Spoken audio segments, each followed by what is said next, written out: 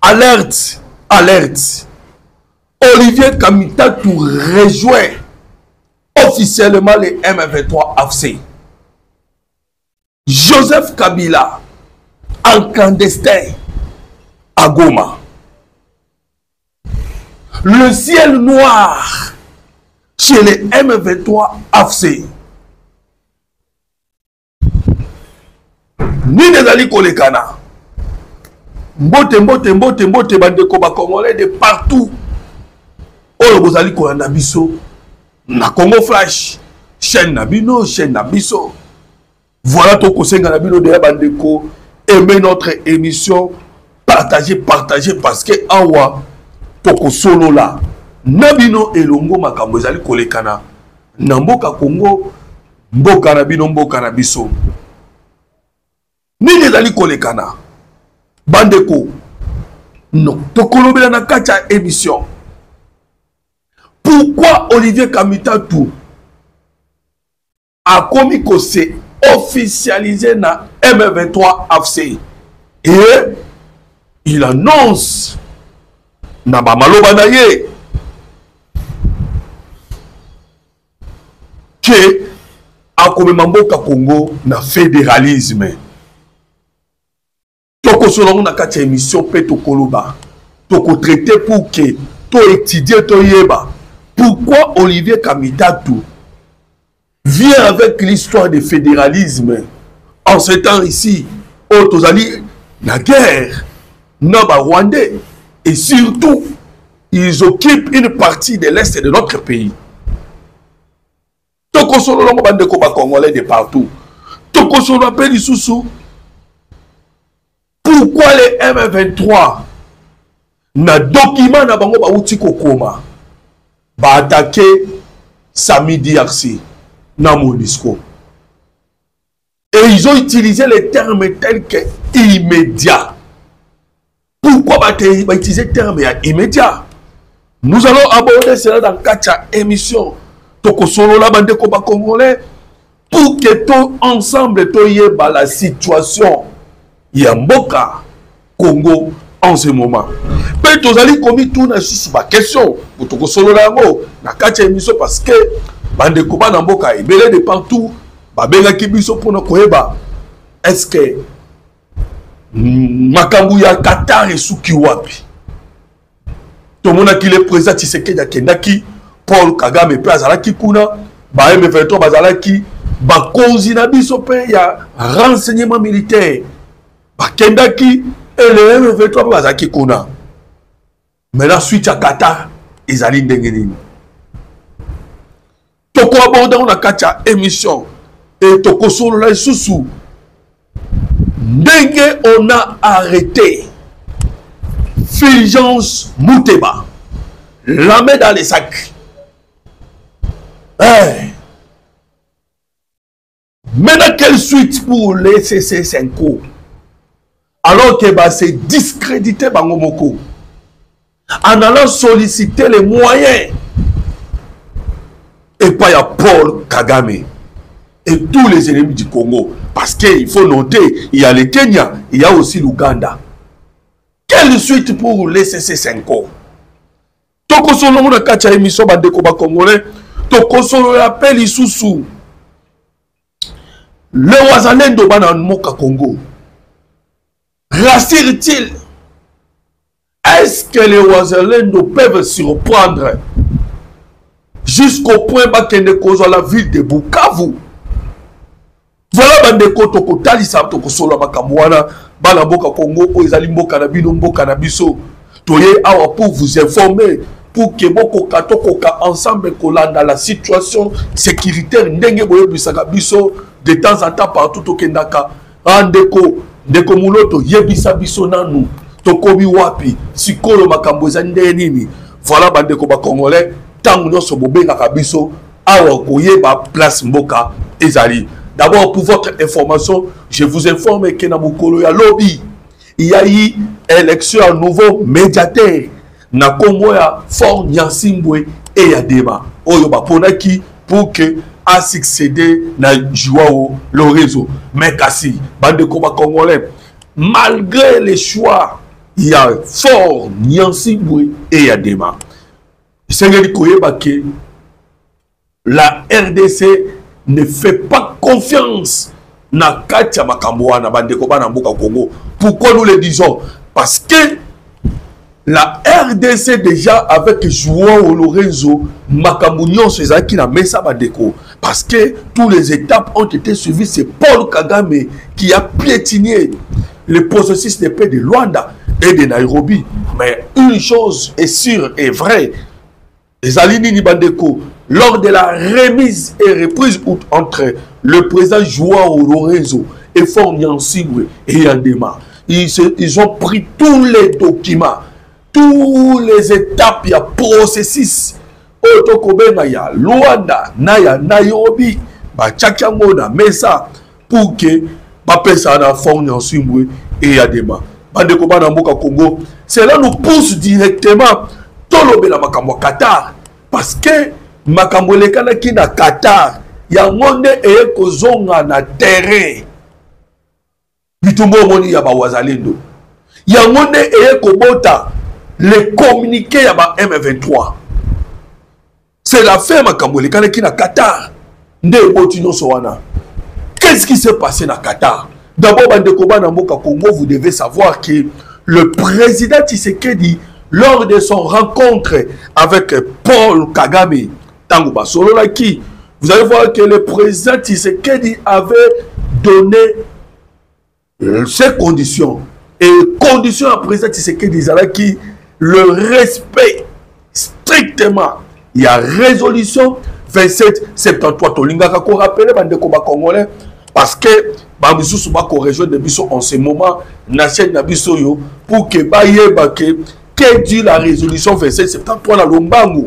Et la point 1, va condamner Rwanda. Va condamner PM23. Dans le point 2, Baïbisi Bango va se retirer dans le sol congolais. Baïbisi PM23 a se retirer. Dans le point lundi, Baïbisi M23 a démantelé toutes les administrations parallèles. Voilà Bandeko, P et Lobby cessé les faits. Voilà pourquoi le président Tshisekedi et puis Maman Thérèse Kaikwamba partout bako Kendaka bazali kaka na travaux pendant que ça na mukili momema la résolution 2773 dernièrement awa boyoka ki bandeko bana mboka parce que c'est là où nous sommes la lettre ya ba M23 après avoir été très bien frappé par les Wazalendo de omona qui va commis lettre contre Sami DRC. Mais avant Koma Mukanda contre Sami DRC, qu'est-ce qui s'était passé? Maman Thérèse Kaikwamba, elle est allée partout. Voilà Tokoloba, Azalaki na Tanzanie, Azalaki na Afrique du Sud, Azalaki na Malawi. Tout ça est venu la fois dernière. À Tambola qui na résolution 2773 pour dire à tous ces pays, vous devez respecter les résolutions des Nations Unies. Et vous dites que vous voulez retirer vos militaires sur le sol congolais. Mais lorsque vous allez retirer vos militaires dans le sol congolais, vous allez laisser maintenant la ville de Goma entre les mains des Rwandais, entre les mains des M23. Et pourtant, la résolution 2773 a tout dit clairement qu'il faut le respect de la souveraineté et l'intégrité territoriale et Mboka. Voilà maintenant ce qui avait changé le donne. Et vous avez constaté que la force Yassami DRC n'a pas quitté la ville de Goma. Bande de Goma Namboka Congo. Et en ce moment, il y avait les pourparlers à Qatar. Les pourparlers à Qatar est simbité. Pourquoi? Parce que le M23, ils se sont sentis vraiment que non pas se sentir considérés en quelque sorte. Pourquoi? Parce que ils pensaient que ceux qui Bakekuna, il y aurait ce dialogue direct au Bango Bazali Koluka. Mais ils ont trouvé là-bas la délégation ya Congo, Bazaki toujours dans la position encore. Les respects à résolution 2773. Alors, vous comprenez que Bango Bazali n'a préalable tel que oh non, le président Tshisekedi doit parler publiquement qu'il faut tout dialogue direct avec Bango et d'autres préalables au Bachaki. Voilà ce qui s'est passé Nadora du côté entre le M23 et la délégation congolaise. Mais bandeko ba congolais, nous sommes en train de vous dire parce qu'il y a des situations qui se passent maintenant sur le terrain entre le président Tshisekedi et Paul Kagame. Chacun a kati bango alaki na oya lobaki. Le président Paul Kagame ya lobaki nini? Non, il a voulu simplement acheter le silence et pas il y a président Tshisekedi pour que le président Tshisekedi atika ko changer Rwanda. Ndenge azalaka ko changer de temps en temps. Voilà le président Tshisekedi azalaki toujours continuer dans 27 73 autres outils ko expliquer.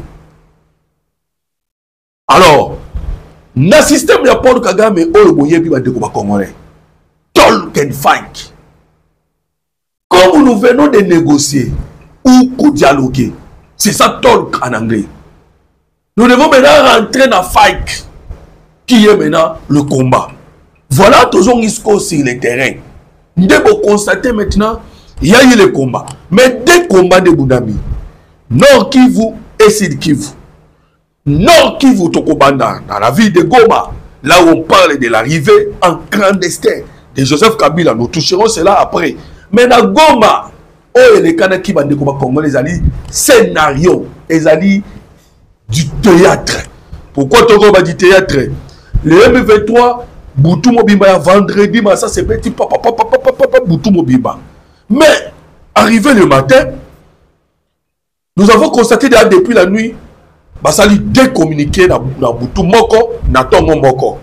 Et toleki samedi, dimanche, on a communiqué Moussousou. Mais nous, quand nous communiquons à Boutou, il y a des bandits, mais nous allons maîtriser bango. Tout le monde a bande combat dans Mboka Congo, tout le kokoma na Tongo. Na Tongo, qu'est-ce qui s'est passé? Na Tongo Manamoko.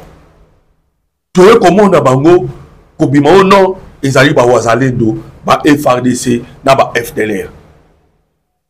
Troisième communiqué qu'on a beaucoup dimanche. Là maintenant balobi samedi à kota ki na bitumba wana et ba ko pesa ultimatum en disant immédiatement et que samedi a quitté Goma. Bandeko bana mboka Congo. Vous avez compris que comme les négociations ont échoué, débat est maman sur le terrain. Mais pourquoi les M23 demandent la sortie à samedi DRC? Pourquoi les M23 s'attaquent à la MONUSCO? Ni MONUSCO à Kosala Bango, ni samedi DRC à Kosala Bango. Bandeko bana mboka Congo. D'ailleurs, vous devez comprendre que les M23 étaient déjà à Walikali centre, tozali na Nord Kivu. Na Walikali centre. Et ils ont quitté Walikali centre, bazongi jusqu'à combien de kilomètres? 150 kilomètres. Oh, va lâcher. Et je vous informe déjà, à 130 km, ils ont une usine autobénagana Komboya, Alpha Mining des Américains. Alors là, vous comprenez déjà que le passage Yamassad Boulos, ils ont qui a pas battu. Ce passage avec quelque chose là-dedans. Nous en parlerons du combat dans le Congo. Mais tout zongi n'a communiqué avec M23 pour que vous comprendre que communiquer wana et pas battu. Pourquoi va commis va attaquer samedi ainsi va attaquer. Bande de combat congolais, c'est parce que il y a pression tout autour. Il y a ville, il y a Goma et il y a aussi pression tout autour. Il y a ville, il y a Bukavu. Bande de combat congolais. Parce que Paul Kagame et Rongona Kabila, Katumbi, Nanga et le reste, tout ensemble, ils étaient en train de travailler. Wana na minute yo base rien na bango koma kimi balé. Mokona Zimbabwe, Mususu na Kenya. Wana po baluka ndeni bakota batena njela Katanga. Voilà pourquoi ils ont forcé au travers de la ville Otokobenga Kamanyola pour aller vers Uvira Bakende. Mais ils ont rencontré la grande résistance. Il y a ma casse collée Kayaba Wazalendo. Voilà, avec cette grande résistance à Wazalendo et puis dans la force, il y a Burundi. Parce qu'ils s'opposer, résister et ils ont fui. Mais Bitakwira a Kendakina niveau ya Uvira. Parce qu'ils a mobilisé, a réorganisé Wazalendo. Bande Koba Namboka Congo. Les Wazalendo oyo bango moko bazali koloba ke il témoigne le M23 que il y a vraiment des dégâts impressionnants oyo koyeli bango bandeko bana mboka Congo. Le M23 ba confi en désordre. Nini embuscade. Babanda qui dans le niveau à Katana. Plusieurs embuscades au Bachelaki parce que bandeko ba Congo ba combat qui presque à quelques kilomètres na Bukavu ou en tout cas la semaine dernière. Ba réduire effectif ya ba M23. Peut ba réduire effectif ya ba Rwandais par des embuscades. Tout d'abord, il y a eu d'abord 8 camions qui brûlés. Après, la Mikolo, il y a awa, qui a brûlé tout un camion plein de militaires rwandais. Bibalé. Bande Koba Congolais. Voilà maintenant, M23 rwandais, au bazar niveau à Goma, c'est la peur. Pourquoi la peur? D'abord, il y a désertion. Au sein de M23. Voilà pourquoi le Kakinga a titre dans le baki que le ciel est noir. Chez les M23 AFC, ça ne marche pas. Vous avez vu Bakenda Kikoluka, va créer moi, Otokobenga Bank, Moko quelque part, Oeko permettre Bango, Babanda Kozon des fils que Mbongo, Oeko Sala, Bafou Taba, travailleurs na Bango et des militaires ne sont pas payés. Le FARDC Bazaki Kana Bango, après avoir entendu que le président Tshisekedi a tiré $500 pour tous les militaires au Bazali dans fond. Ni de l'écana qui m'a dit Congolais. Et puis Simbango, motivation. Voilà to Kolobana Banani, Naba, Soda au Bazaki dans Mpanzi, il y a M23. Voilà Ndenge na Utikoye Bisayo, désertion. Et Bakomi Kukima Moko. On a causé à FARDC. Parce qu'en ce moment, les M23, ça ne marche pas dans le Congolais. Ça ne marche pas. Les bottines qui venaient du Kenya, après passage à Massad Boulos, véhicule école les sous-souté. Vous comprenez que Awato Koloba, bande Koba Congolais, Awato Koloba, et que véhicule les koleka, moyen et les cas sous-souté. Pourquoi? Parce que des gens n'ont pas koye bisabino.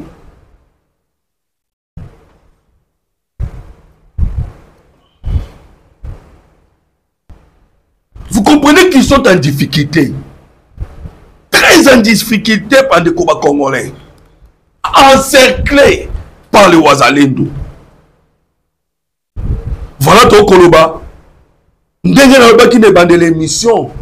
Pourquoi Olivier Kamitatou a suscité le débat à fédéralisme?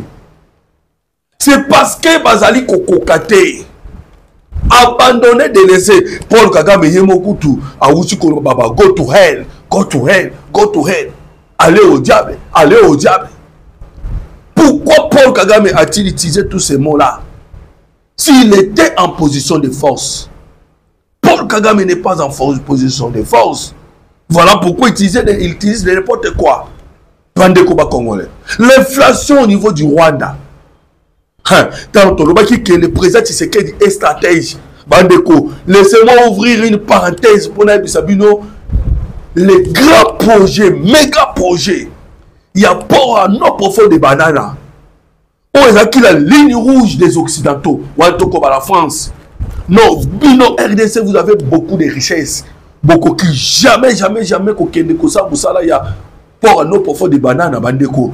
Pour un autre profond de banane, les alliés Henri, les alliés dans bonne position. Je vous l'ai dit. Et jusqu'à ce qui en est tous les grands paquets, nous sommes préférés dans pour un autre profond de banane qui allait le bito. Il y a Pointe-Noire, il y a Congolais, il y a Brazzaville. Voilà pourquoi vous avez constaté que les projets datent depuis Kasavubu. Et l'Occident a écouté les mélanges. Tu sais que la bino. Et je vous informe en 2026, Paul vous êtes déjà en activité. Tout ça, c'est pour vous dire que le président Tshisekedi est en train de travailler dans le Congo. Voilà, que les M23 ont attaqué Samedi ainsi à l'air donnant le mandat, il y a immédiat. Pas quitter Wapi, pas quitter na sol congolais.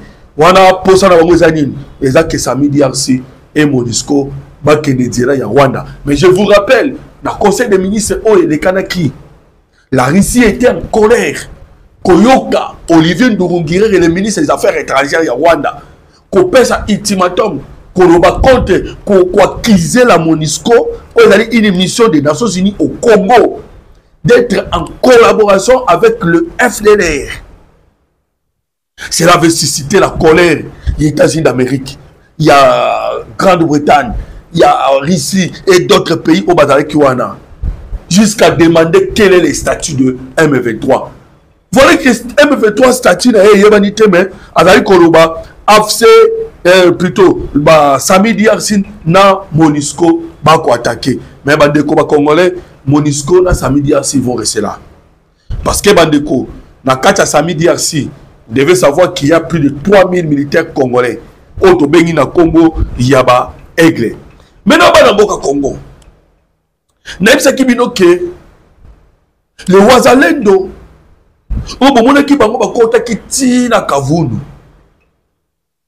qu'est-ce qui a fait que Bakomatikuna? Paul Kagame Bandagi déjà comme ça l'assemblant. Sachez-le bien que les Wazalendo, ils sont les mieux informés. Parce que c'est leur pays, c'est leur terre.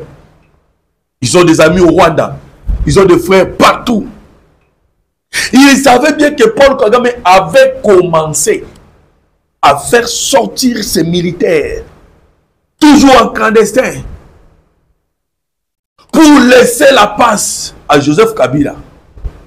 Olivier Kabila et les restes. Bango moko ba mema dialogue na bango.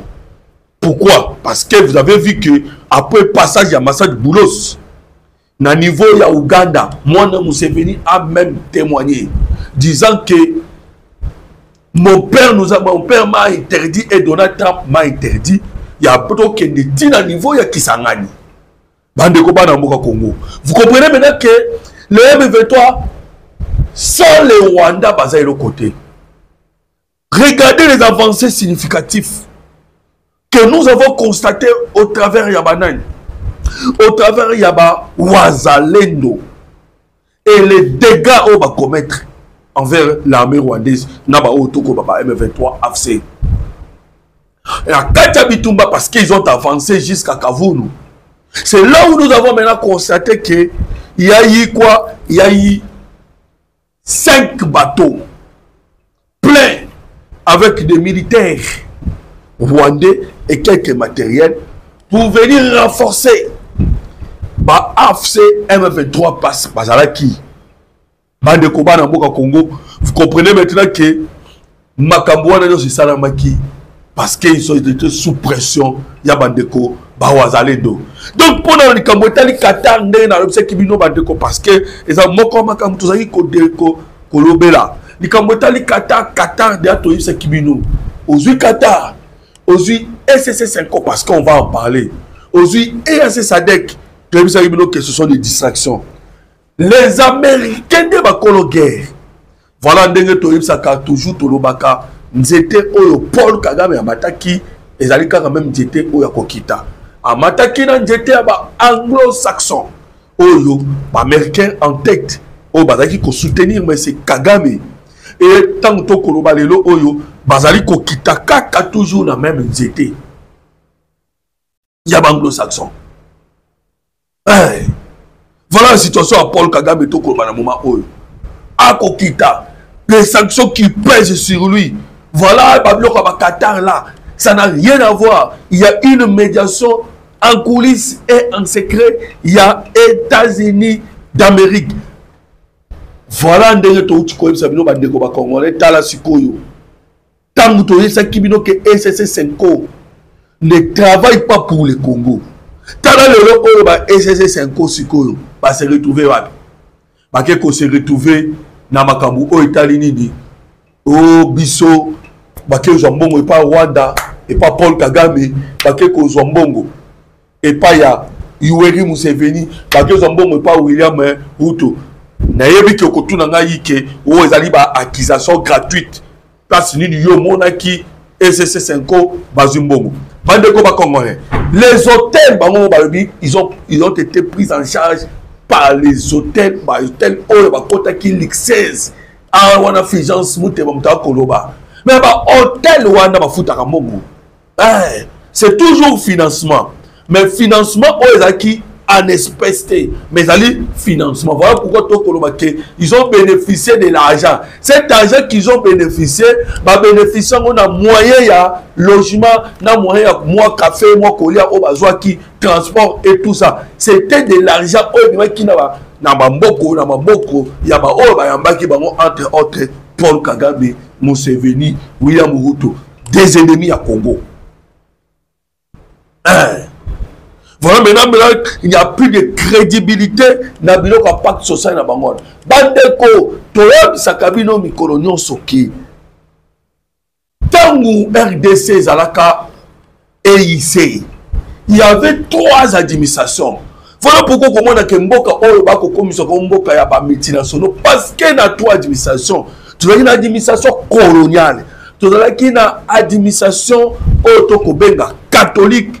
Et tout à l'heure, administration autokobenga ya ba multinationaux ba to ba kanga ki Congo bangwana Léopold n'était que étiquette de quoi le loto ko ba Paul Kagame étiquette. Voilà maintenant les 3 là o ba ki ko evrer nde omonaki to bandaka na o to bengi nini caoutchouc après caoutchouc cuivre ndeti le loto ko komana coltan. Pourquoi tout ça? Nous sommes objectifs. Le Congo est un pays où terre où il y a bisomnioso et sengeli topier. Voilà maintenant la génération où il y a les lots. Non, pas question. Nous ne pouvons pas laisser que Ndengenini, Batika, pillage, Batika, Makambu Oyo, Ezali Kolekana. Babi que non, bisoto sengeli tobunda pour que tu relever les défis. Oh, bah, Koko na biso, bah, relever quitter nous devons relever. Voilà où tu comptes ce qui est le président Tshisekedi, il peut à relever les défis parce que il y avait des limites. On ne pouvait pas qu'aucun de ça dans le port à nos profonds de bananes, mais à Wato Koloba, port à nos profonds de bananes, et Zali Kosalama. Mais tant qu'on répond à Olivier Kamitatou, il est des nationalités, nationalités dans les doutés. Parce que ce sont toujours ces gens-là, Moïse Katumbi, Olivier Kamitatou, Joseph Kabila, surtout. Vous allez comprendre que ce sont des gens où on ne sait même pas leur histoire. Ce sont des gens qui ont des doutes. Autour de doutes, il y a des Congolais. Moïse Katumbi parle de sa maman ou Adaki congolaise. Mais dans d'autres sources, maman n'a eu qui Zambie. Son papa est juif. Vous comprenez qu'ils ne sont pas des Congolais. Olivier Kamitatou. Papa Moïno, maman Moïno, il n'y a pas vraiment de précision sur Olivier Kamitatou. Nani Jesus, Joseph Kabila, nous ne connaissons même pas place à Outaki. Comprenez que ces gens-là, ils travaillent pour Nanini avec la manipulation pour na kosa nini pour que ba même mboka Congo na balkanisation mais chose au kosa la matin. Pourquoi ba ndeko ba congolais? Na mokole uchu ko lekana na France. La société civile française sont en train de signer une pétition au Parlement sur l'intégrité territoriale de Moka Congo. Et vous comprenez que la mobilisation au Congo est de partout dans le Biba pour toujours lutter pour défendre la RDC, votre pays, mon pays. Voilà bande koba congolais et qui est mingi ko partager na bino. Bandeko balani na biso, voilà toko paye bisabino déjà beau partager notre émission. Tolobaka chaque jour bandeko. Ko partager émission oyo ko partager ka. Nde moko na libanga oyo ko chaka pona ko kende liboso ya mboka Congo. De sorte que bandeko pe ba yoka ba s'abonner na chaîne na biso po ba yebaka makambo mboka Congo ndenge kendaka. Du jour au jour, il y a une guerre médiatique.